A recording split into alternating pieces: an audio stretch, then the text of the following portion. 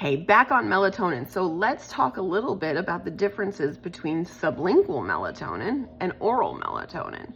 If you take a melatonin capsule, it's going to be buffered, and therefore it's going to have to make it through the digestive tract before it's absorbed into the bloodstream.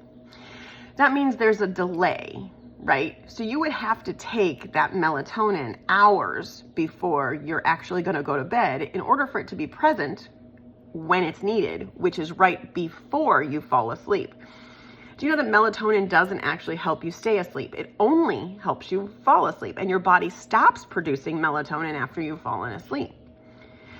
So by taking oral melatonin that's just getting into your system at a time when your body would naturally stop producing melatonin, you're upsetting your circadian rhythm, making it more difficult for you to wake up in the morning, more difficult for you to have energy later, and more difficult for you to fall asleep the next night. This is why people end up taking more and more and more melatonin, not realizing that they're undermining the very thing they're trying to do, and they become dependent on a high dose of melatonin, which is very dangerous. As a matter of fact, anything more than 3 milligrams of melatonin is immediately negatively affecting the body. The only time we use doses of 8 milligrams or higher is in oncology treatment. Sometimes we'll do a short dose of 2 to 5 milligrams of melatonin to help with viruses or bacterial infections. That is targeted. That's not for consistent use. As a matter of fact, the right amount of melatonin for you to use in order to turn your own melatonin production on is going to be less than 2 milligrams a day for an adult weighing over 100 pounds. And yet we see melatonin gummies all over the grocery store for children. We see melatonin advertised everywhere. It's in every drugstore. It's in every sleep product.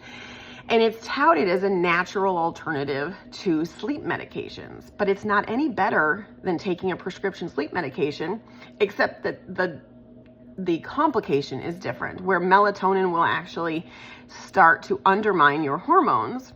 Taking a sleep aid like Ambien is going to prevent you from getting REM at all. You'll be unconscious but awake.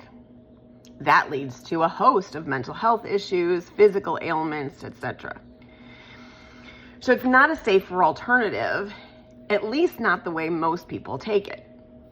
So let's talk a little bit about the differences between sublingual and oral. So sublingual melatonin can be taken as a liquid under the tongue, or it can be taken as a strip, which I don't have one here. I wanted to have one for the video and I forgot to grab one, that dissolves on the tongue, under the tongue, or inside the soft tissue of the mouth. What happens then is that instead of it taking hours for it to get to the bloodstream, it actually is rapidly absorbed into the bloodstream within 15 to 20 minutes. Those soft tissues on the inside of our mouth allow us to have a direct connection to the bloodstream for things that can be carried sublingually. Not everything can be carried sublingually, but melatonin is one thing that can. Again, because it's a hormone, not a vitamin. Okay?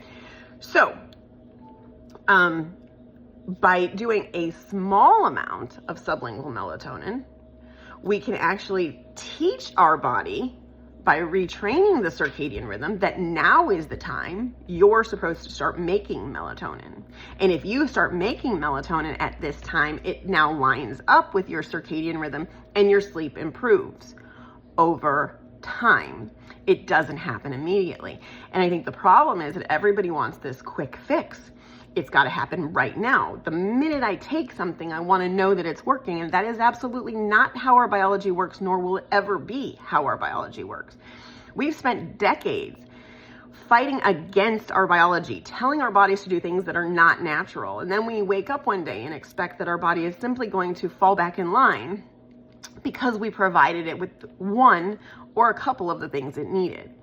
Your body has to first trust that you're not going to continue to get in the way of your progress.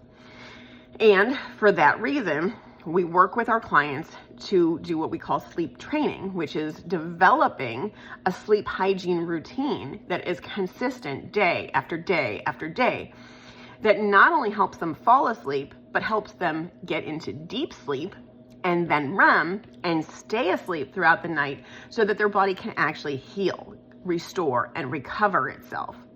and over time begin to trust that you're not going to get in the way of progress like you did in the past. I'm going to stop there and come back and talk some more about sleep.